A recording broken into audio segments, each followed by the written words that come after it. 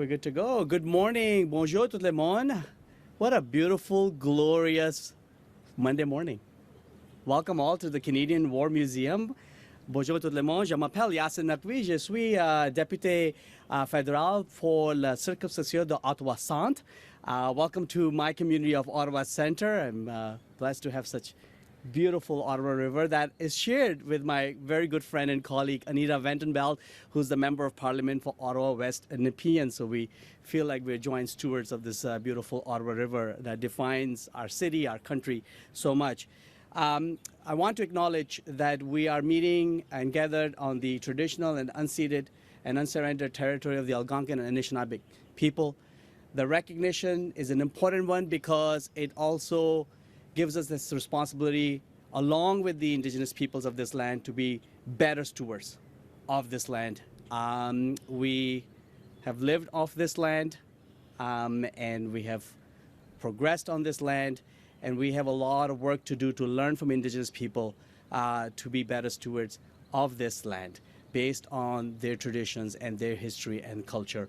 And I think today's announcement speaks to that as well. I knock on doors often in my community on a regular basis. Anita does the same, and I'm sure she will also say and agree with me that one of the top issues that people talk about is around climate change, is the kind of action that we have to take collectively, every single one of us, every order of government, to ensure that we are building a better tomorrow for ourselves and, most importantly, for our children. I have a son who's 12 years old, my daughter is 8, and the number of times climate change comes up unprompted in our conversations astounds me. And you can tell that our children are thinking and talking about it. So it is important that as governments, and we have representative from City of Ottawa on behalf of the Federation of Canadian Municipalities, Tim Tierney, my friend, our local city council, who will be speaking to this, that all of us work together in our adaptation to the changing climate and make sure that we're building a better foundation. I cannot think of a better person to talk about the kind of work that has been done in the past and the work that needs to happen moving forward than Canada's Minister of Environment and Climate Change, Minister Steven Guilbeault, a true champion, an activist, somebody who has backed up his words with action, and now in his role bringing that experience to fore to ensure that we are building a better future for all Canadians. Minister, please come to the podium.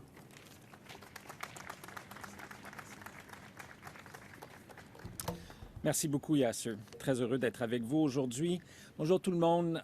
Hello, everyone. Thank you for being here beside this historic and beautiful Ottawa River on this very popular zero-emission commuter route, the Ottawa River Pathway.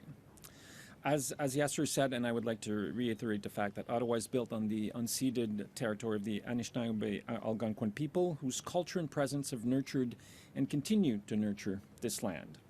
I want to thank our partners, the Federation of Canadian Municipalities, the National Capital Commission, the cities of Ottawa and Gatineau, and surrounding communities for being so innovative in adapting to climate change.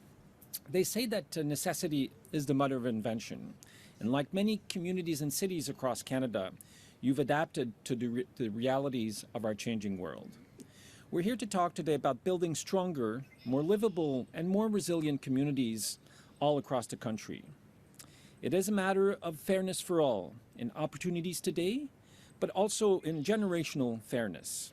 Smart, forward-looking communities need new infrastructure that are built for healthy, affordable living, economic sustainability, and the safety of home and businesses in the 21st century. In a world of floods, vicious storms, wildfires, and other climate impacts, making our communities more livable means planning ahead and building more resiliency into key local infrastructures, from bridges and roads to telecommunications, from water treatment facilities to auxiliary power supplies to evacuation routes, and so much more. When I say infrastructure, I just don't mean bricks and mortar.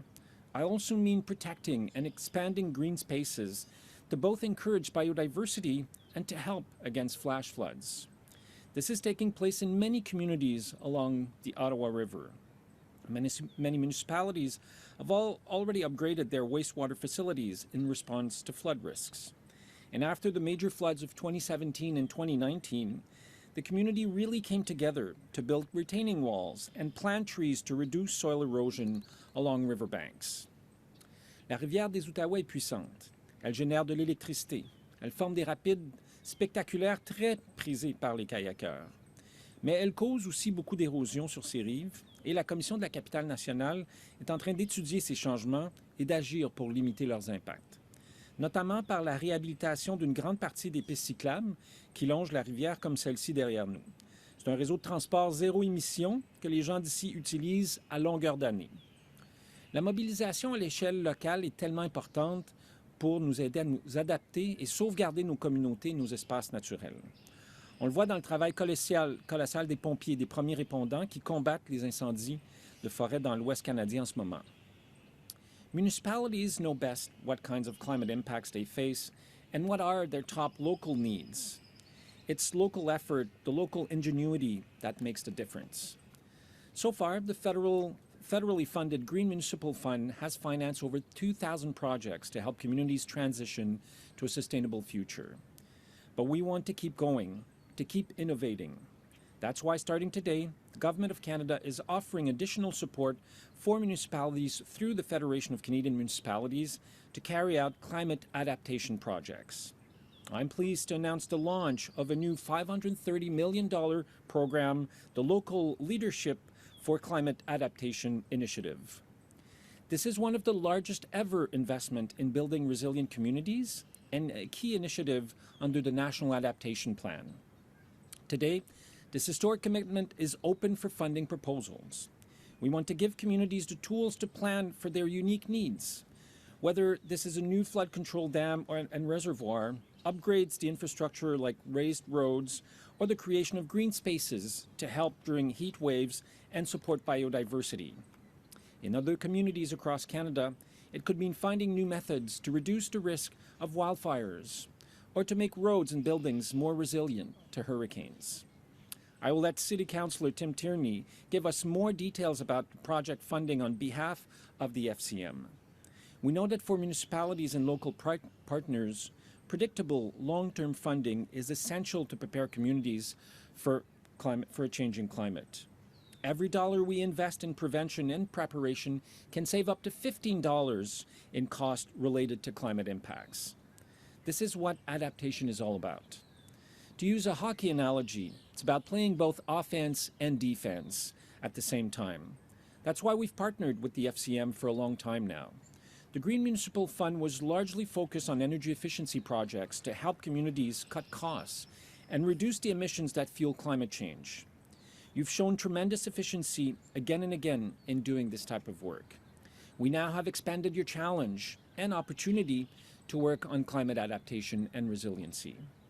Je suis heureux d'annoncer qu'à compter d'aujourd'hui, le gouvernement du Canada offre un soutien supplémentaire aux municipalités par le biais de la Fédération canadienne des municipalités pour mettre en œuvre des projets d'adaptation au changement climatique.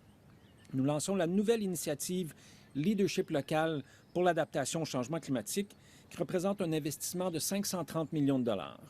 C'est l'un des plus grands investissements jamais faits dans la résilience des communautés et un programme phare de la stratégie nationale sur l'adaptation.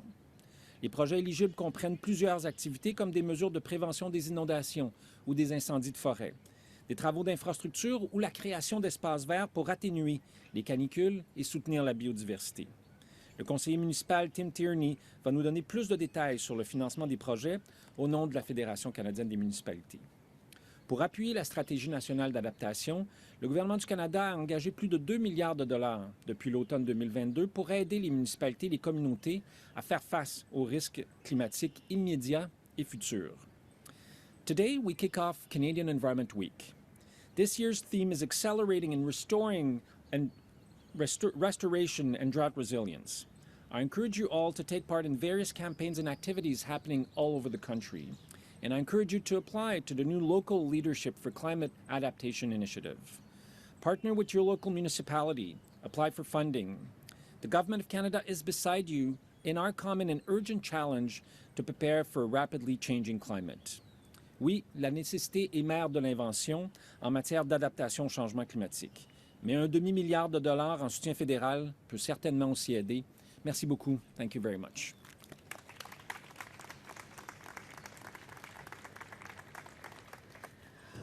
Merci beaucoup, Minister. I think you forgot that you got photobombed behind you when there's two geese and their babies just passed by very gently. So we were all smiling at you, but we were also smiling on there. Thank you very much for that really important announcement. Thank you very much for highlighting the importance of partnerships, local partnerships, because it is our communities, our cities, our townships, our villages, our hamlets across this country who are dealing with the real impact of climate change. Our next speaker can speak to that directly in his current role and in his past life, where he is called upon to address impacts of wildfires, droughts, and floods that are being faced with our community. Please welcome Minister Harjit Sajjan, Minister responsible for emergency management.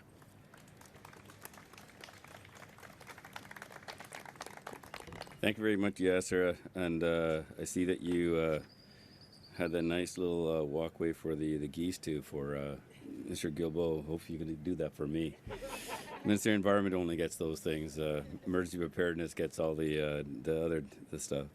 Good morning, everyone. It's wonderful to be here with you today. I do want to first begin by acknowledging that we're gathered on the traditional territory of the Algonquin Anishinaabe people, and also, I mean, just such a beautiful spot. I get to jog here quite often. Actually, just yesterday did a nice, comfortable jog through here, just to admire the absolute beauty of this place, and it just reminds us how, you know, that it takes effort to making sure that we protect this beauty so that Canadians can enjoy this, and especially for generations to come. And as we stand here with the our National War Museum behind us, and with the another anniversary just passed of for D-Day, it just reminds us again of the sacrifice that was made so that all of us can live this amazing life. And we owe it to our veterans as well, to making sure that we not only get this right for us, but we get it right for every generation, because that's who they were fighting for.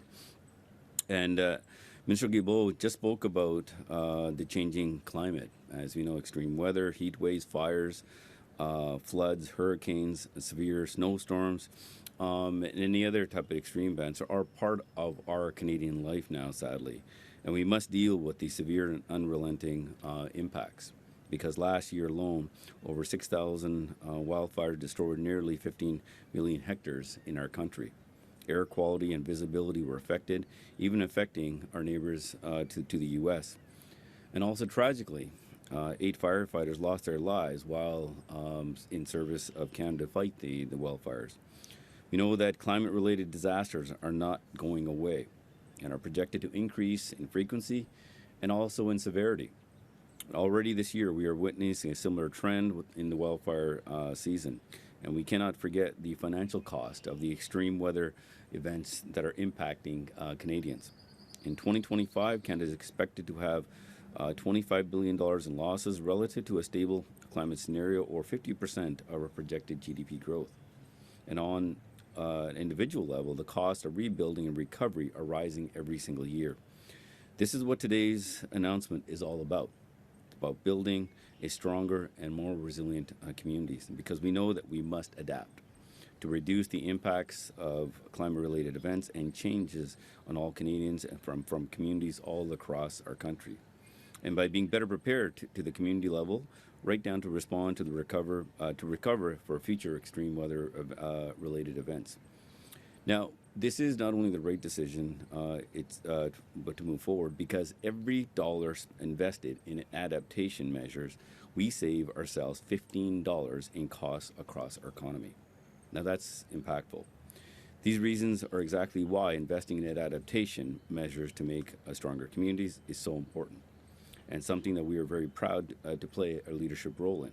And to further adapt, we are implementing the principles of the National Adaptation Strategy by taking action to strengthen Canada's preparedness and readiness for disaster events. That includes initiatives that we are working on, like a low-cost federal flood insurance program and our Wildlife Resilient Future initiative to help community wildfire prevention and mitigation activities. Emergency management is only strengthened by increasing focus on disaster prevention and mitigation, by building stronger, more resilient communities. And in fact, greater attention to or investment in prevention and mitigation not only avoids disasters, it can also significantly reduce the social, economic, cultural, environmental and damages when the events occur.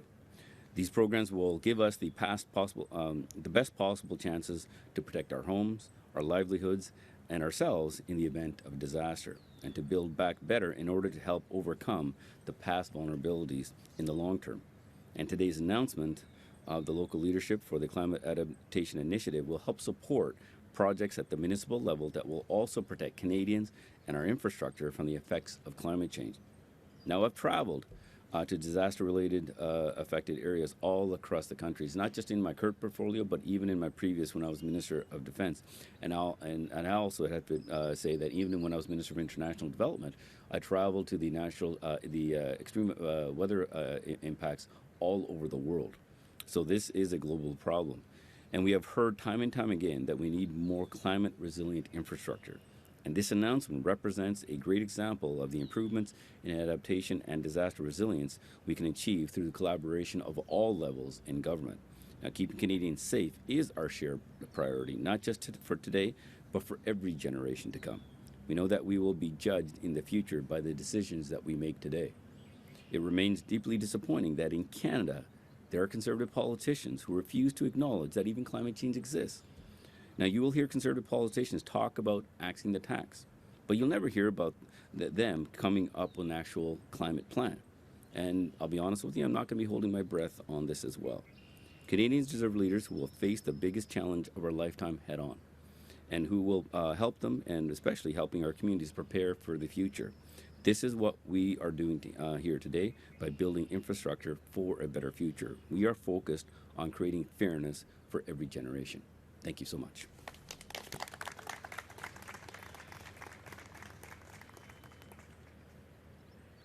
Thank you very much, Minister Sajjan. We did not see any wildlife, but we did spot a photographer in the distance. So.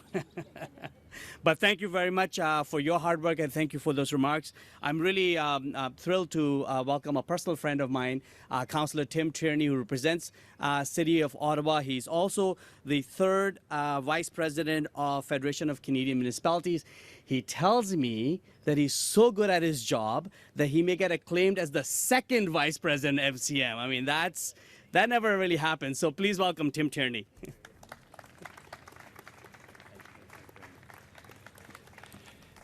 Great. Thanks, my friend Yasir, and I appreciate that. And I'm really working hard on this here right now. I have two ministers. I got some geese. I got some cyclists. Cue the moose. Let's go. We're ready to roll here. So I just wanted to say thank you to everyone. And just before I begin, I want to acknowledge my seatmate beside me, MP Anita Vandenbeld. I've known her personally as a friend even before politics, and we were talking about environment back then. So it's really good to see this government stepping forward, putting their first foot forward, and making sure that we make those changes that are required through municipalities across the country. So, good morning, everybody. My name is Tim Tierney. Mon nom est Tim Tierney, conseiller pour le quartier de Beacon Hill-Surville, proud city councillor in Ottawa, but I'm here representing FCM today. Municipalities, as we know, stand on the forefront of addressing the climate change as they bear the brunt of the economic and the human costs resulting from things like, as we know in Ottawa, forest fires, ice storms, and most recently flooding.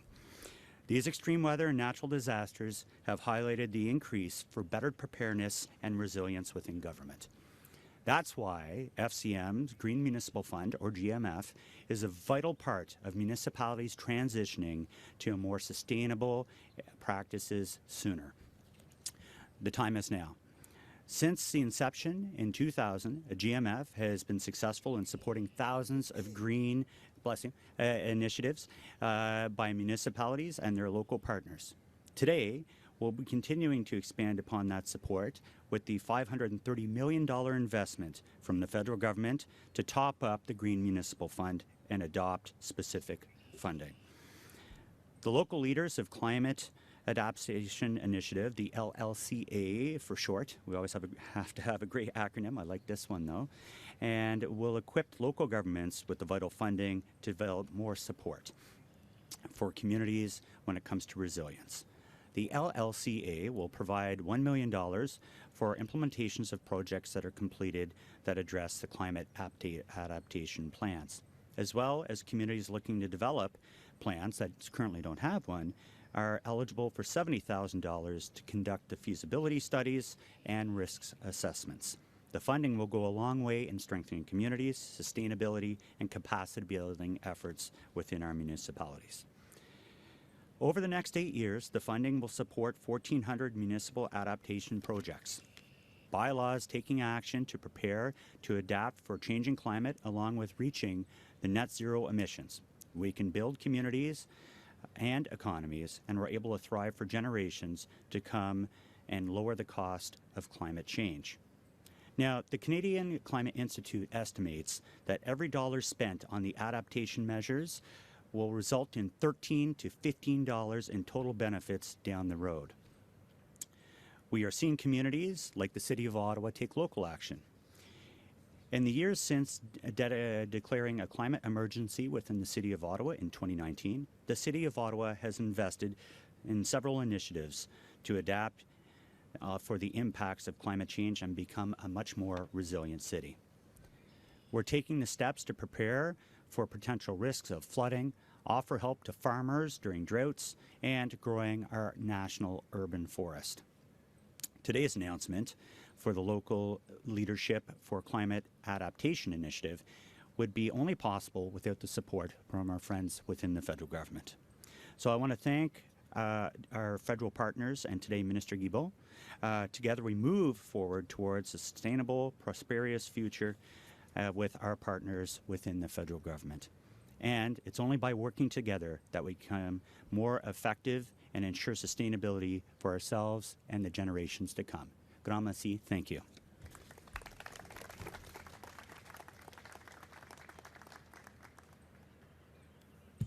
Merci beaucoup, Tim. Thank you very much, Tim, and thank you for your hard work along with the Mayor of Ottawa, Mark Sutcliffe, and other city councillors on behalf of our city.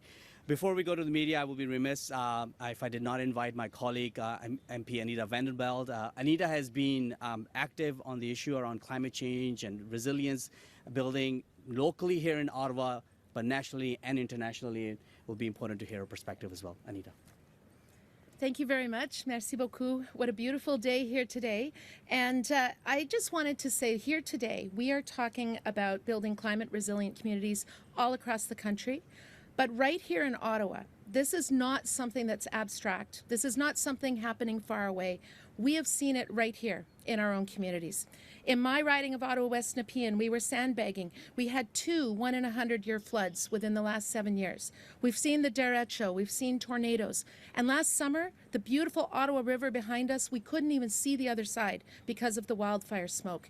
That's what this is about. That's why we invest in climate resilience, in climate adaptation. And that's why the $530 million announced today to the municipalities who know best what their needs are is so incredibly important. Thank you very much. Merci beaucoup.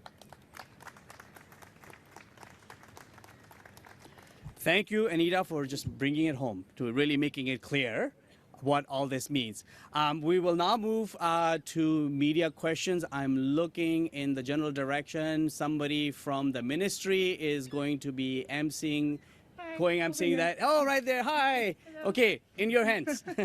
So we will now be passing to the Q&A session for media. Nous passerons maintenant à la session de questions et réponses.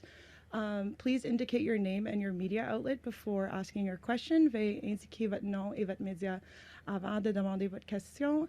And please limit to one question and one follow-up, please. Hi, David Thurton, CBC News from Minister Guilbeault. Can you tell us why it took so long to get to this point? The funding was announced in November 2022. Well, it was just confirmed, in fact, in the last budget, the funding, and we've been working with the FCM, and the FCM has been hard at work to define all of the criteria so that we can launch the project today. Okay, and we're talking about $530 million. FCM's ask, from what I understand, is $10 billion over 5 years. So how does this meet what they're asking for and more broadly the urgent challenge to adapt to climate change? It should be noted that it's the first dedicated adaptation fund for municipalities in Canada. We've had other initiatives, and the federal government has invested more than $6 billion since 2017 in various adaptation or disaster mitigation measure since 2017. So we are getting to the billions. $500 million is not 10 billion, but it's not nothing, and it's a strong commitment on the part of our government to work with our partners in municipalities and the FCM to help our communities be more resilient to climate change. And just to pick up on something Minister Sajjan said earlier, I don't think I have heard the leader of the opposition ever mention the word climate adaptation, climate resilience. He never talks about climate change, but let alone what we need to do. All of the provinces and territories signed on to the National Adaptation Strategy. Even those that say that they don't really believe in climate change, they understand how climate is impacting their communities. Yet the leader of the opposition can't even bring himself to say those words. That's the contrast between what we're doing and what they have to propose. Minister Guilbeault, I wanted to ask you about carbon pricing. The PBO report admission last week that they'd made a mistake. The parliamentary budget officer himself suggests that it's not going to make a big difference in the analysis, that the numbers will be very similar. What do you think the difference is going to be? I find it unfortunate that the parliamentary budget officer would be so quiet about the fact that they'd made an error. Like, they published something on a website on April 17th, no press release, no statement from his office, and now he claims that without having done any analysis, because he admit himself that the analysis from his office will come in some months from now, that it will have no material impact. I find that very difficult to believe. I think that the PBO is a very important institution, and the parliamentary budget officer himself must make sure that he has the highest standards to ensure the credibility of this very important institution. And I also, I also wanted to ask you about the statement yesterday from INEOS at its Sarnia plant, saying that the regulations that you've implemented could cause more damage as they're trying to clean it up and empty the tanks. What do you say to them about those regulations and the impact it'll have on the community? The reason we issued an emergency order after the province of Ontario had issued 4 emergency orders in the last 4 years is to ensure that INEOS cleans up their act. And there's no reason in Canada that we should allow a company to poison. We're talking about benzene here. Like, it's a very dangerous chemical substance. To poison a community, that's unacceptable. Good morning, Minister Marika Walsh with the Globe and Mail. I just want to follow up on David's question about the timing of this. Your government announced this money in November 2022. So can you elaborate on why it took almost 2 years to roll this out if it is so urgent? It seems to be a sort of continual problem in your department that rolling out projects and programs and spending that's announced is always delayed. Well, I mean, first, we didn't wait for this funding to be announced to invest, as I said, more than $6 billion in different climate adaptation measures. We are funding adaptation initiatives all over the country. In my hometown of Montreal, we're funding a $50 million park in the western part of the city, which will basically, I mean, besides all of the benefits of creating what will be one of the largest urban park in the country, if not the largest after the Rouge, is going to help alleviate spring floodings in that area. $50 million.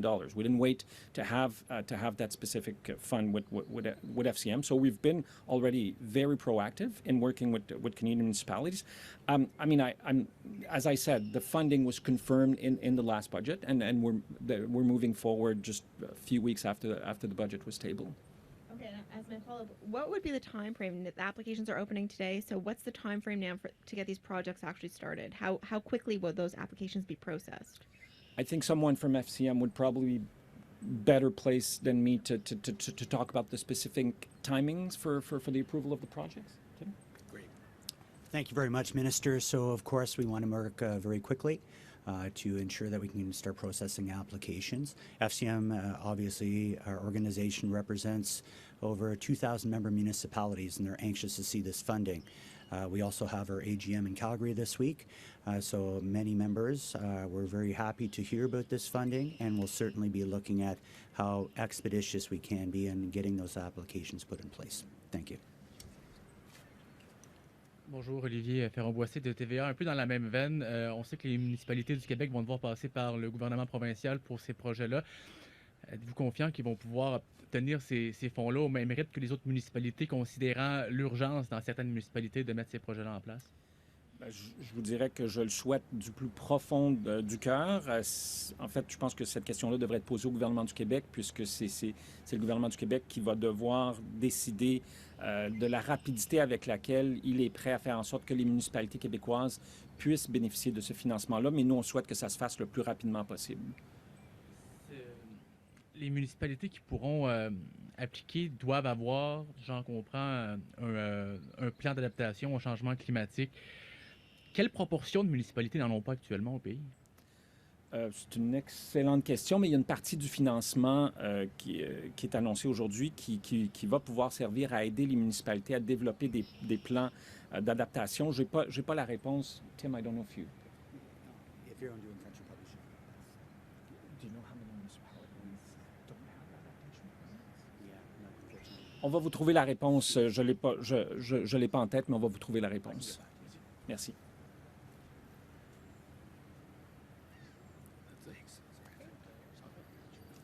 Minister Guilbeault, real quick, do you still have confidence in Yves Giroux, the PBO, after his tweak to the report, the inadvertent mistake? Do you still have confidence in the PBO? I think it's really up to the parliamentary budget officer to ensure that his office has the highest standards when it comes to publishing studies, and that's all I have to say. I think really the ball is in his court. Do you have confidence in him? Like, do you still believe it? Do you still have faith in him and trust his reports? I think it's very important for him to ensure that the studies that are published by the Office of the Parliamentary Budget Officer are as accurate as possible. And if there's mistakes, he should be as transparent as when he publishes those studies to ensure that people understand what's happening. And you know, everyone can make mistakes. We all make mistakes. I think, but it's important to be honest and upfront about those when they do happen. Thank you. To that point, Minister, when you were asked about this last week, your response was you gave him credit for acknowledging the mistakes. I'm wondering what's changed this week. You seem a lot angrier than you were last week when you were first asked about this. I'm very happy today because of this great announcement we just made. I'm not angry at all. I saw some of the comments that the parliamentary budget officer made over the weekend, and I'm somewhat troubled by the fact that without even doing any analysis, he would come to the conclusion before his own office that this error will have no material impact on the conclusions of the last study that the parliamentary budget officer did on carbon pricing. Thank you. So to Mia's question then, do you think that there will be a material difference in the result? Let's look at, I'd be, You don't know, I or can't, what is it? I can't tell the parliamentary budget officer that he should wait for the analysis before commenting. I'll do the same thing. I'll wait to see the analysis before I comment. Thank you. Thank you. This concludes the media availability. Merci. Thank you very much. Thank you. Great trip. Yes, I'm excited about it.